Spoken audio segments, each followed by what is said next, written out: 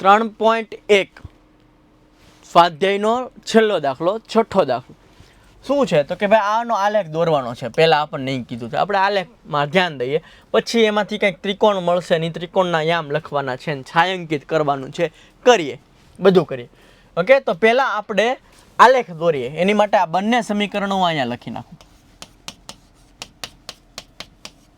પહેલું સમીકરણ આ છે, બીજું સમીકરણ. જોજો, પહેલાં તો +1 ને આ બાજુ લઈ જાઉં, -1, -12 ને હું આ બાજુ લઈ જાઉં, +12. આની માટે એક ટેબલ બનાવું, આવું. આની માટે એક ટેબલ બનાવું, આવું. x ની જગ્યાએ 0 મૂકો. હાલો, જો પછી ઓછા ઉડી જશે એટલે y1 મળ્યું. y ની જગ્યાએ 0 મૂકો તો x મળ્યું -1. ઓકે, આમાં x ની જગ્યાએ 0 મૂકો, 2 6 12. y ની જગ્યાએ 0 મૂકો, 3 4 12. ઓકે, એટલે આવા તમને 4 બિંદુ મળ્યા. એક મળ્યું 0,1, એક મળ્યું -1,0, એક મળ્યું 0,6, એક મળ્યું 4,0. આને તમારે ગ્રાફમાં બતાવવાનું છે. અને તમારે શેમાં બતાવવાનું છે? ગ્રાફમાં. ચાલો, એક છે 0,1, બરાબર છે. પછી બીજું કયું છે? -1,0, -1,0, 0,1 -1,0. ઓકે, પછી છે 0,6 4,0, 0,6 4,0. અને આપણે ગ્રાફમાં બતાવવાનું છે, બતાવી દઈએ. x એક્સિસ ઉપર 4 સુધી જવાનું છે, આ બાજુ -1 સુધી જવાનું છે. y એક્સિસ ઉપર 6 સુધી જવાનું છે. ઓકે,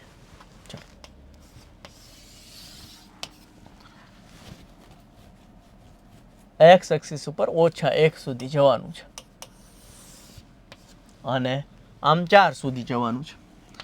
અહીંયા લખી નાખો x, અહીંયા લખી નાખો x ડેશ, y ડેશ. પ્રમાણ માપ લખવાનું નહીં ભૂલવાનું. x અક્ષ બરાબર 1 સેન્ટીમીટર બરાબર તમે જેટલો ગેપ લીધો હોય તે, y અક્ષ બરાબર 1 સેન્ટીમીટર બરાબર તમે જેટલો ગેપ લીધો હોય તે. તો આપણે આ બાજુ લખી નાખું -1,0. અહીંયા આવશે 1,0, 2,0, 3,0, 4,0.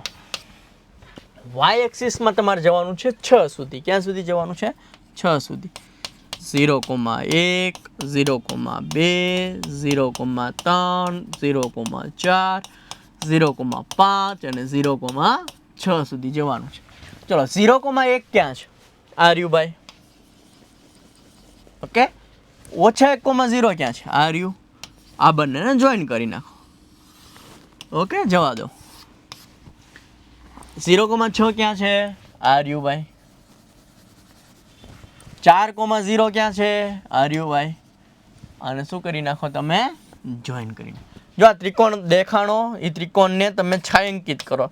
લો, મસ્ત આપણે છાयांકિત કરી નાખીએ.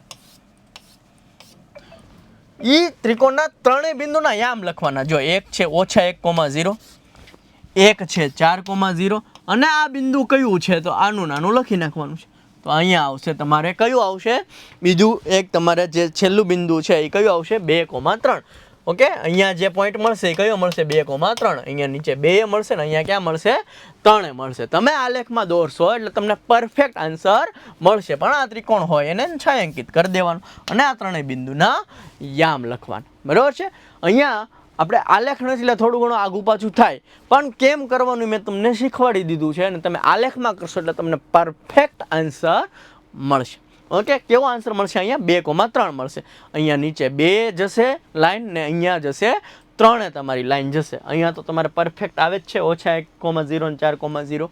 ઓકે, તો આ તમને ત્રિકોણના બિંદુઓના યામ મળી ગયા. ત્રિકોણને આપણે છાयांકિત પણ કરી દીધો. તો આવી રીતના તમારે દાખલા કરવાના છે. તો અહીંયા આપણે સ્વાધ્યાય 3.1 પૂરું થાય છે. મળીએ નવા સ્વાધ્યાય 3.2 સાથે. ત્યાં સુધી જય હિન્દ, જય ભારત.